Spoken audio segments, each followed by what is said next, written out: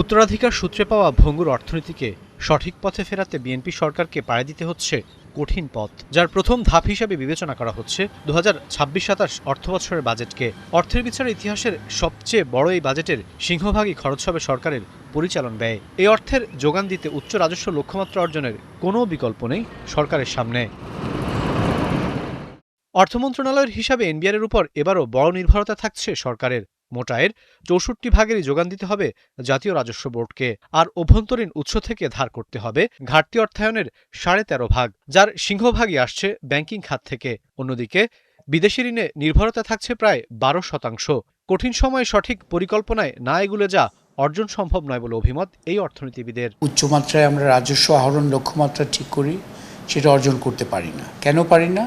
রাজস্ব আহরণের প্রাতিষ্ঠানিক দুর্বলতাগুলো চিহ্নিত আছে, সেগুলো সংস্কার করি না। দক্ষ ব্যয়, দক্ষ পরিকল্পনা এবং দক্ষ দর্শন, এই 3 দক্ষতাই আমাদেরকে এই বাজেট কতটুকু ফলপ্রসূ হবে সেটাকে নির্ধারণ করবে।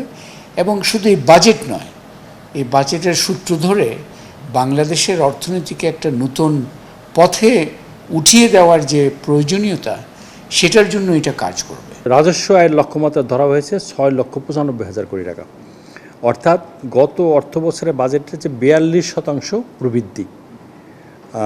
সেটা কিন্তু এই বাস্তবতায় আমার মনে হয় না এটা বাস্তবসম্মত। সরকার যখন অর্থায়নের জন্য নির্ভর করছে ধার কর্জের উপর, তখন এর বড় একটা অংশই খরচ হয়ে যাচ্ছে পরিচালন ব্যয় হিসাবে।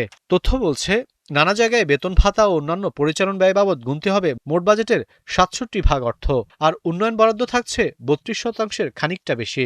টাকার অঙ্কে যা 3 লাখ কোটি, যদিও এর বাস্তবায়ন সক্ষমতা নিয়ে রয়েছে নানা প্রশ্ন। যে এই বাজেটে কিন্তু এই চাপটা ফেস করছে তারা, কিন্তু বাজেট করার পরে এটার বাস্তবায়নটা কিন্তু কোনো লক্ষণ দেখছে না। এত চাপ রেখে, এত সংকট রেখে সেখানে কর্মসংস্থান এই 1 বছরের মধ্যে করা সম্ভব না। পরিচালন ব্যয় নিয়ন্ত্রণ করাটা সরকারের অন্যতম একটা অর্থনৈতিক এবং রাজনৈতিক উদ্দেশ্য হওয়া দরকার। কারণ এই পরিচালন ব্যয়টা দক্ষ ব্যয় নয়। অনেক সংস্থা আছে, অনেক অফিস আছে যেগুলো অপ্রয়োজনীয়, শুধুমাত্র মাথা বাড়ি কিছু সংস্থা বানানো হয়েছে, সেখানের উপকারিতা আসছে না। দীর্ঘমেয়াদী অর্থনৈতিক স্থিতিশীলতার স্বার্থে সরকারকে বাস্তবসম্মত পরিকল্পনা প্রণয়নের পরামর্শ দিয়েছেন অর্থনীতিবিদরা। প্রায় 2 দশক পর ক্ষমতায় এসে ইতিহাসের সবচেয়ে বড় বাজেট দিতে যাচ্ছে বিএনপি সরকার, যেখানে ভঙ্গুর অর্থনীতির এই সময়ে চ্যালেঞ্জ হয়ে দাঁড়াবে বিপুল পরিমাণ রাজস্ব আদায়।